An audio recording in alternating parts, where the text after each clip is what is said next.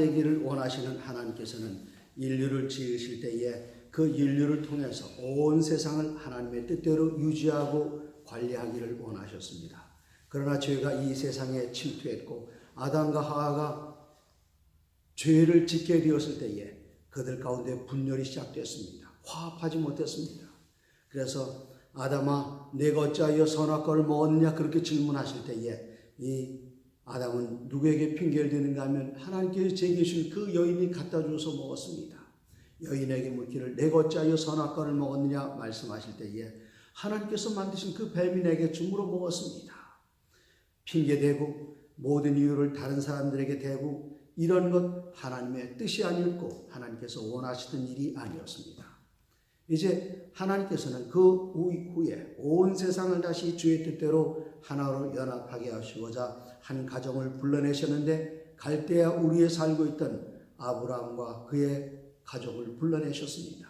아브라함은 갈 바를 알지 못하고 하나님의 뜻에 순종하는 아름다운 모본을 우리에게 남기셨습니다. 그러나 그 이후에 여전히 하나님의 백성들은 그렇게 순종하는 삶을 살지 못했습니다. 그렇기 때문에 이스라엘 백성들은 저 애굽에 가서 430년 동안 귀한 공과를 배워야만 했습니다. 하나님께서 마침내 그 약속을 기억하시고 이 백성들이 어려움 가운데 있는 것을 기억하셨을 때에 이 백성들을 애굽에서 인도해 내셨습니다. 여기 신명기 4장 5절에 내가 나의 하나님 여호와께서 명령하신 대로 규례와 법도를 너희에게 가르쳤나니 이는 너희가 들어가서 기업을 차지할 땅에서 그대로 행하게 하려 하면서 너희는 지켜 행하라. 이것이 여러 민족 앞에서 너희의 지혜요 너희의 지식이라. 그들이 모든 규례를 듣고 이르기를 이 큰 나라 사람은 과연 지혜와 지식이 있는 백성이로다 하리라. 하나님께서 이스라엘 백성들을 애굽에서 인도해내실 때에 그냥 인도해내신 것이 아니라 그들이 약속의 땅 기업의 땅에 들어가게 될 그때에 지켜야 할 규례와 법도를 주셨습니다. 이들이 규례와 법도를 잘 지키게 되면 온 세상 사람들 앞에 칭찬받게 되고 하나님의 이름은 더 영화스럽게 되고 그들이 하나님의 거룩한 성호에 영광 돌리게 될 때에 그 주변에 있는 많은 민족들은 이 민족을 보면서 말하기를 과연 지혜와 지식이 있는 백성이라도 하고 하나님 앞으로 나오게 되었겠지만 그들은 그렇게 하지를 못했습니다. 참으로 안타까운 분열이 또다시 죄로 말미암아 지속되고 말았습니다. 신명기 28장을 가시면은 우리들이 축복과 저주의 장이라고 알려진 장을 만나게 되는데 저희들이 어느 가정에 가서 복을 빌거나 어떤 집이 개업을 하거나 하면은 반드시 제일 먼저 여는 그 장이 신명기 28장입니다. 이 신명기 28장을 보시면은 너를 세계 모든 민족 위에 뛰어나게 하실 것이라. 복이 내게 임하여 성읍에서도 복을 받고 나가서도 복을 받고 들어와도 복 받고 내 광주리와 떡반죽 그릇이 복을 받을 것이며 내가 들어와도 복을 받고 나가도 복을 받을 것이라. 이 말씀으로 그들을 권면하고 위로할 때에 다들 아멘합니다. 그러나 여기에는 한 가지 중요한 조건이 있습니다.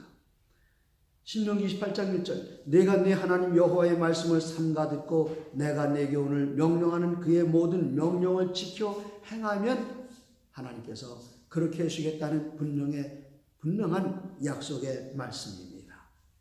여기 그 약속은 계속됩니다.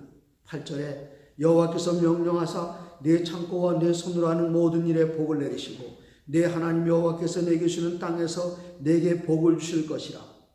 12절입니다. 내가 많은 민족에게 꾸어줄지라도 너는 꾸지 아니할 것이요. 얼마나 아름다운 약속의 말씀입니까?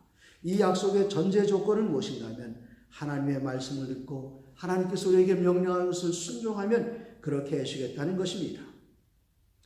여기 계속해서 13절에는 여호와께서 너를 머리가 되고 꼬리가 되지 않게 하시며 위에만 있고 아래에 있지 않게 하시리라.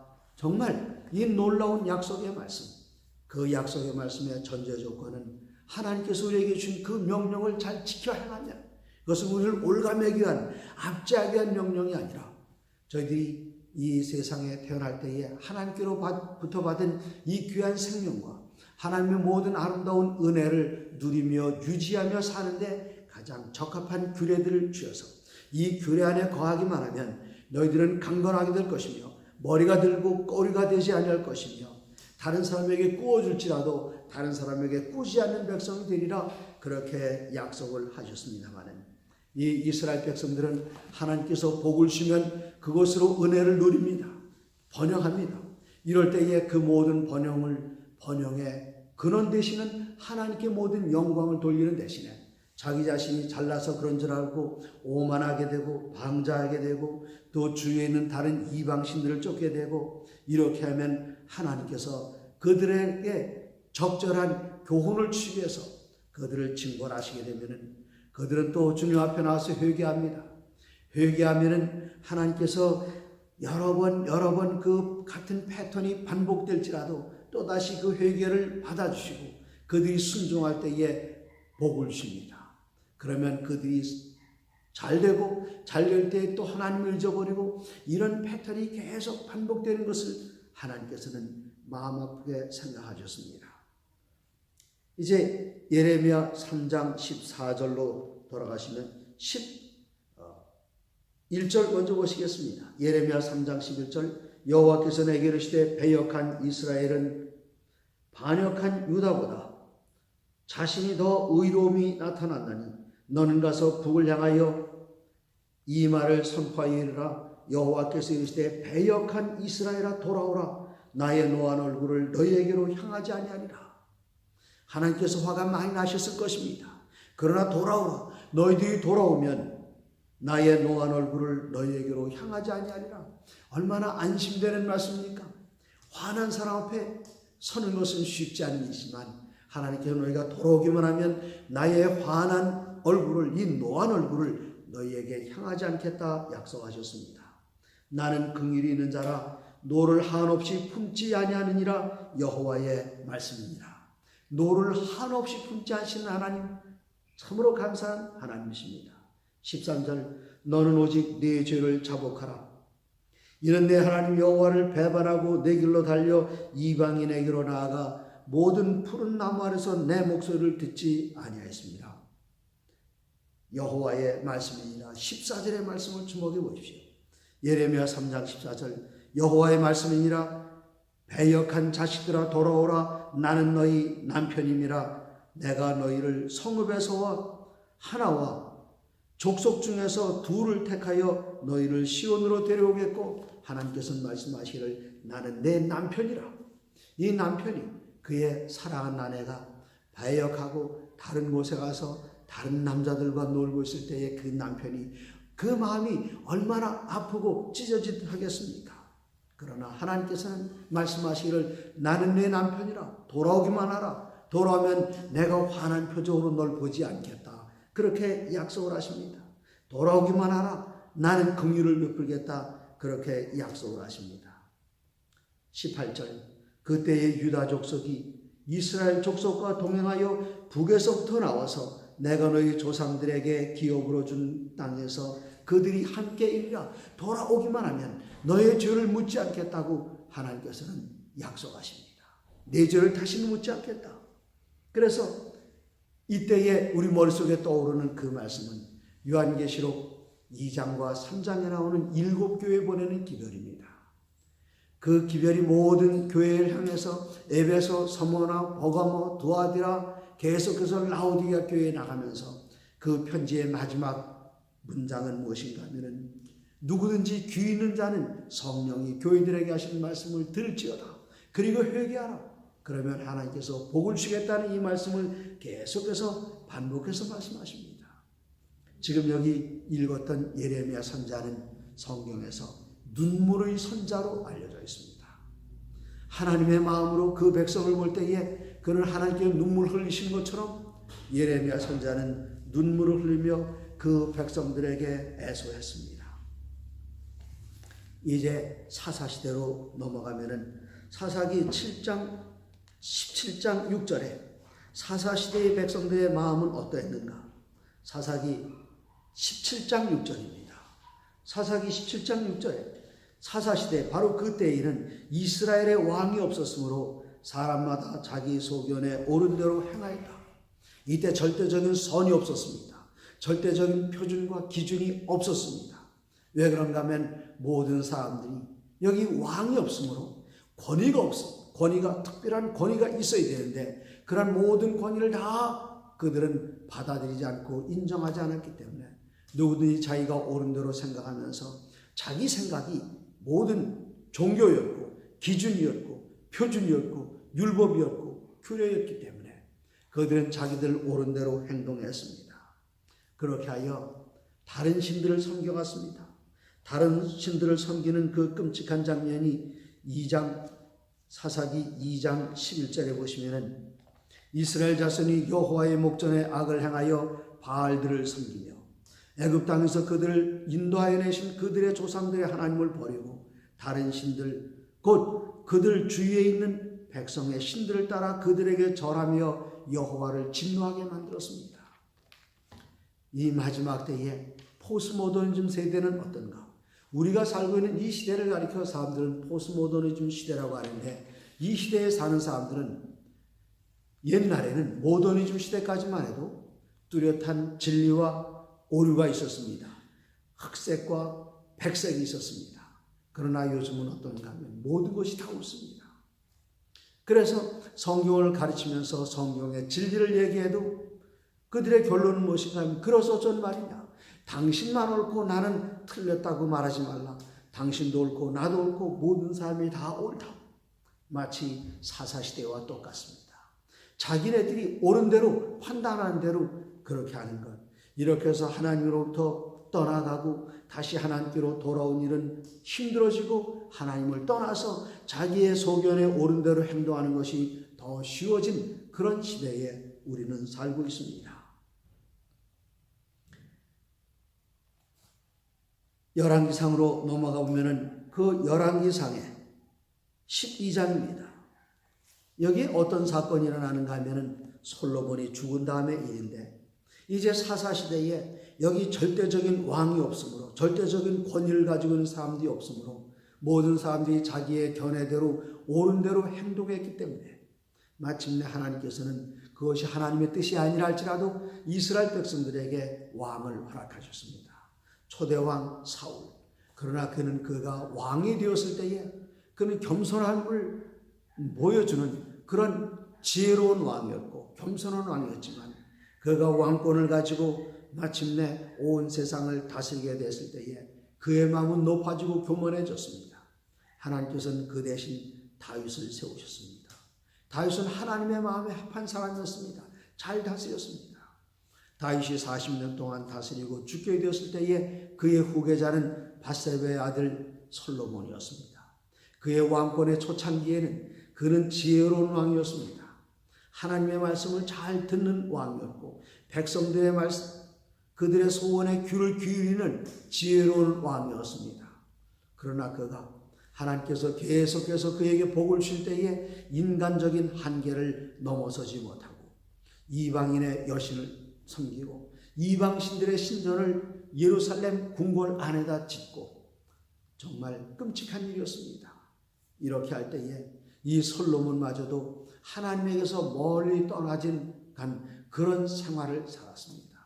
그러나 다행스럽게도 하나님께 주신 지혜를 가장 잘 활용하는 것은 하나님 멀리 떠나서 방황했을지라도 되돌아와서 하나님 앞에 서서 그의 모든 연약함을 고백하면서 마침내 전도서를 기록하게 됩니다.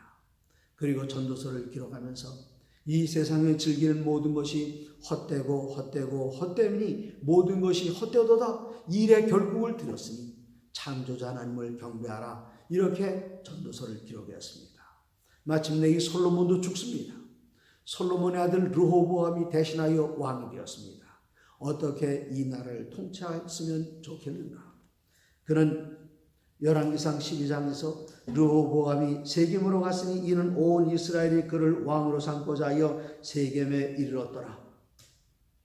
이때 4절에 보시면 백성들이 르호보암에게 이야기합니다. 왕의 아버지가 우리에게 멍에를 무겁게 하였으나 왕은 이제 왕의 아버지가 우리에게 시킨 고역과 매운 무거운 멍에를 가볍게 하소서. 그리하면 우리가 왕을 섬기겠습니다. 그는 아버지로부터 지혜를 배우지 못했습니다. 여기에 날짜를 정해서 세겜으로 사람들 모았습니다. 연세 드신 분들, 옛날 솔로몬 왕을 돕던 그 참모들이 거기 모여서 그들에게 질문했습니다. 내가 어떻게 하면 이 백성을 잘 다스릴 수 있겠습니까?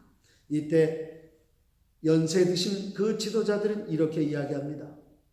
열왕기상 12장 7절 대답하여 이르되 왕이 만일 오늘 이 백성을 섬기는 자가 되어 그들을 섬기고 좋은 말로 대답하여 이르시면 그들이 영원히 왕의 종이 되리이다. 그렇게 이야기했습니다.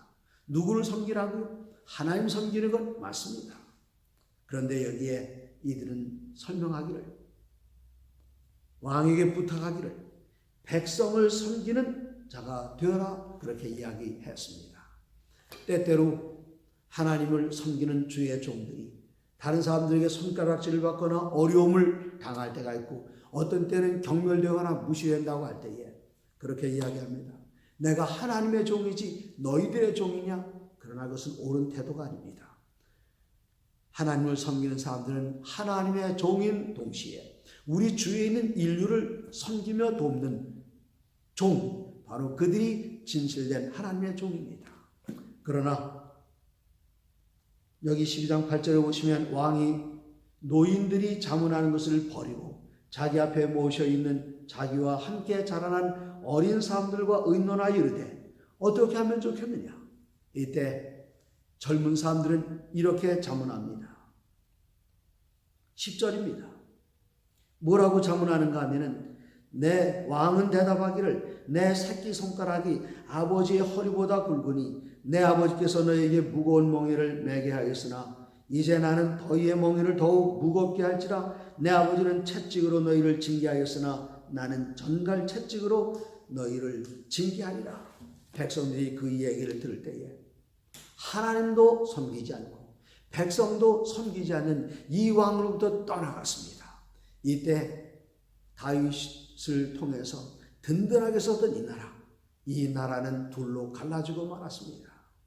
북방 이스라엘의 10개 지파, 남방 유다의 2지파, 이렇게 해서 북방 이스라엘은 여로보암이 다스리고 르호보암만 아버지의 뒤를 이어서 좋은 왕이 되었고 여기에 지혜로운 분들의 말을 잘 듣기만 했더라면 이 나라의 전체를 다 12지파를 다스리는 왕이 되었겠지만 북방 이스라엘을 여로보암에게 뺏기고 남방 유다 겨우 2지파의 왕이 되고 말았습니다. 얼마나 안타깝고 얼마나 부끄러운 일입니까? 이제 이러한 분열과 하나님에 대한 거절과 반역은 구약 성경 시대에만 있었던 것이 아니라 신약으로 넘어와서도 그런 어려움들이 계속 반복됐습니다. 고린도전서 1장에 보시면은 10절입니다. 형제들아 내가 우리 주 예수 그리스도의 이름으로 너희를 권하노니 우리가 같은 말을 하고 너희 가운데 분쟁이 없이 같은 마음과 같은 뜻으로 온전히 합하라, 연합하라, 화합하라, 분쟁을 없애라. 이것이 바로 하나님의 뜻입니다. 여기 고린도 교회에는 많은 분쟁이 있었습니다. 그 분쟁의 원인이 무엇이었습니까? 12절에 보시면 너희 가운데 분쟁이 있는데 내가 이것을 말하거니와 너희가 각각 이르되 나는 바울에게, 나는 아볼로에게, 나는 게바에게, 나는 그리스도에게 속한 자라 한다는 것이니, 이 고린도 교회가 4개의 파로 갈라졌습니다. 어떤 사람들은 나는 바울에 속한 사람이다, 나는 게바에 곧 베드로에게 속한 사람이다, 나는 아볼로에게 속했다, 나는 그리스도에게 속했다. 다 좋습니다. 여기서 이 교회를 도왔던 귀중한 인물들입니다. 그들이 이렇게 나누고 다투고 하는 것, 이것은 결코 하나님의 뜻이 아닙니다. 그렇기 때문에 하나님의 이 교회는 한 목자가, 한 목회자가 한 교회에 오랫동안 있는 것을 그렇게 선호하지 않습니다. 오늘날 이 교회에서 어떤 주장이 일어나고 있는가 하면 장기 목회 그런 얘기를 합니다. 그러나 이 성경의 모델을 보면은 장기 목회가 성경적인 모델이 아니었습니다. 모든 목자들의 목자 되시는 예수님께서는 이 땅에 오셔서 3년 반 계셨습니다. 사도 바울은 에베소 교회를 갔을 때에 그가 3년 동안 그 교회를 섬겼습니다.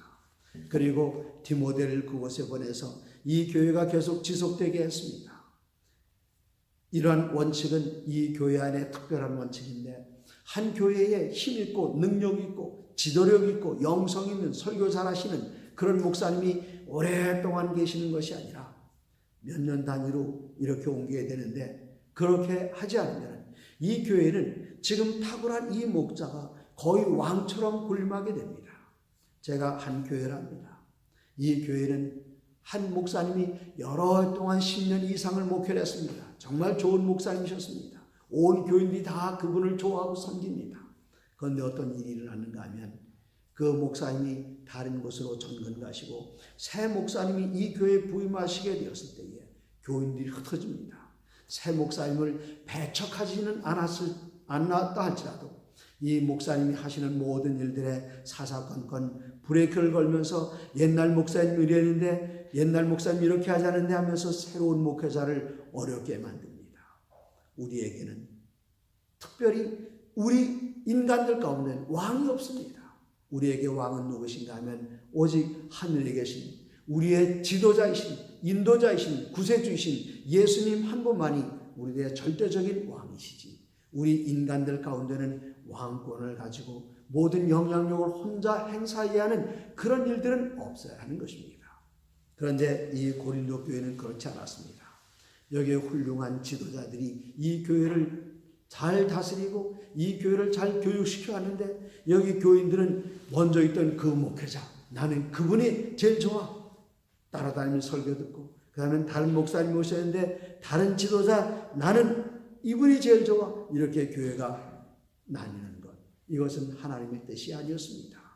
그렇기 때문에 하나님께서는 이 교회에 계속의 종들을 바꾸시는 그 이유는 무엇인가 하면은 하나님께서 보내신 이 종을 통해서 그리스도의 한쪽 면을 보게 하고, 다른 종을 통해서 다른 면을 보게 하고, 다른 면을 통해서 더 좋은 교훈을 받고 그리스도 예수의 장성한 분량에 이르러 올라갈 수 있도록 이 종들이 3년, 4년 주기로 이렇게 인사이동을 하는 일이 저희 교단은 있습니다. 여기 사도 바울은 이렇게 이야기합니다. 13절, 고린도전서 1장 13절에 그리스도께서 어찌 나뉘었느냐? 바울이 너희를 위하여 십자가에 못 박혔으며 바울의 이름으로 너희가 침례를 받았느냐? 14절, 나는 그리스도와 가이오 외에는 너희 중 아무에게도 내가 침례를 베풀지 아니한 것을 감사하노니 이는 아무도 나의 이름으로 침례를 받았다 말하지 못하게 하여 함이라. 그가 사람들에게 침례 베풀지 않은 것을 자랑하는 것이 아니라 그런 영향력 있는 자신을 먼저 알았습니다. 그래서 내가 누구에게 침례를 주고 내가 누구에게 어떤 사람 결혼주를 해주고 이렇게 하게 되면 어떤 일이 있는가 하면 그것을 가지고 인간적인 관계로 묶여서 그분을 다른 모든 종들에 비해서 더 높이고 존경하게 하는 것, 이것이 그리스도의 빛을 가리는 사실을 그가 알았기 때문에 그는 어쩔 수 없는 경우에 겨우 두 사람에게만 침례를 주고 결코 그는 수많은 영혼들을 주님께 인도했을지라도 침례를 베풀지 않았습니다. 어떤 영혼을 주님 앞에 인도해 오면은 나를 주님께 인도하신 훌륭하신 목사님, 그게 아니라 여기 사도 바울은 어떤 모본을 보여줬는가 하면 누구를 인도하든지 그들의 초점을 나에게로 이끌었던 것이 아니라 어떤 사람을 주님께로 인도하든지 나는 가리우고 그들의 모든 시선을 주님께만 바라보게 한 지혜로운 종이었습니다. 때때로 이 교회에 탁월하고 영향력 있는 그분들이 그들의 탁월함 때문에, 영향력 때문에 이 교회를 가르고 나눠지는 그런 결과를 가져오게 합니다. 여기 고린도 교회가 그런 어려움에 봉착했던 것이었습니다. 사도행전 20장에 가보면 사도 바울은 그가 떠나면서 마음 가운데 가지고 있는 깊은 어려움을 다른 사람들과 나눕니다. 사도 바울은 에베소에서 3년 동안 섬기고 봉사했었습니다. 사도 바울이 이제 에베소 교회를 떠난 그 다음에 있을 어려움에 대해서 이렇게 이야기합니다. 사도행전 20장 28절. 여러분은 자기를 위하여 또는 온 양떼를 위하여 삼가라. 성령이 그들 가운데 여러분을 감독자로 삼고 하나님이 자기 피로 사신 교회를 보살피게 하셨느니라. 이 교회가 어떤 것입니까? 함부로 다룰 그런 교회가 아닙니다. 이 교회는 어떤 교회입니까? 이 교회는 건물을 이야기한다기보다 하나님께서 불러내신 구원받은 백성들을 가리키는데 그들이 누굽니까? 하나님께서 당신의 아들을 주셔서 아들의 피로 사신 이 귀한 교회입니다. 그렇기 때문에 이 교회에 그는 간절히 부탁합니다. 29절. 내가 지금 떠난 후에 사나운 이리가 여러분에게 들어와서 그 양떼를 아끼지 아니하며 어떤 일이라고요? 사나운 일이라고 했습니다. 여기 표현하고 있는 사나운 일이란 누구인가 하면 이 교회에 여전히 교회를 이끌어 나가는 지도자들이고 교사들이고 목회자들일 수 있습니다. 그런데 그들이 하나님의 그 귀한 양떼를 아끼지 않고 그들을 흔들어 놓는 그런 어려움이 이 교회에 있을 것을 사도 바울은 내가 보고 이야기했습니다. 이럴 때에 사도 바울은 호소합니다. 어떻게 호소합니까? 30절. 또한 여러분 중에서 그 제자들을 끌어 자기를 따르게 하려고 어그러진 말을 하는 사람들이 일어날 줄을 내가 아노라. 누구에게 하는 말인가 하면 에베소 교회의 평신도 지도자들 가운데 그런 사람들이 나타날 것이다. 누구라고 콕 찍어서 그렇게 이야기하는 것이 아니라 누구든지 선줄로 생각하면 넘어질까 생각해야 되는데 옛날 이스라엘 백성들이 하나님께서 복을 주어서 그들이 흥왕할 때에 하나님을 떠나갔던 것처럼 이 고린도 교회를 잘 이끌어가는 그 지도자들 가운데 그들이 잘 지도해서 사람들에게 칭찬받게 될 때에 그 칭찬 때문에 누구를 잊어버리게 되는가 하면 그리스도 예수를 잊어버리게 되고 자기 자신을 더 높여주지 않으면 그 일로 인해서 교회 안에서 분란을 일으키는 일들이 있을 것. 그것은 옛날 고린도 교회 시대나 지금이나 조금도 다름이 없이 한결같이 똑같습니다. 그러므로 우리 가운데 지도자된 사람이 있다면 내가 그렇게 되지 않는다는 보장이 전혀 없습니다. 그러므로 선줄로 생각하는 사람은 항상 넘어질 것을 생각하면서 모든 시선을 그리스도에게만 고정시키고 나의 시선뿐만 아니라 내가 잘하고 내가 탁월하고 칭찬받게 될 때에 이 사람들의 시선을 나에게 그래 잘하는 것입니다. 그렇게 인도하는 것이 아니라 나의 얼굴을 가리고 그리스도 예수에게 향하게 하는 것. 이것이 바로 지도자들의 해야 할 역할입니다. 그러나 그렇게 하지 않을 때에 이 일위는 바깥에서 들어오는 것이 아니라 우리 안에서 같은 교회 집단 안에서 일어나는 것입니다. 어떻게 하면 좋겠습니까? 이 교회를 위해서 사도 바울은 밤낮 쉬지 않고 눈물로 각 사람을 훈계하던 것을 기억하라 그랬습니다. 나중에 이 에베소 교회의 지도자가 되었던 디모데에게 사도 바울은 2번씩이나 편지를 쓰면서 이렇게 이야기합니다. 14절 디모데 후서 2장 14절 너는 그들로 이 일을 기억하게 하여 말다툼을 하지 않게 하라.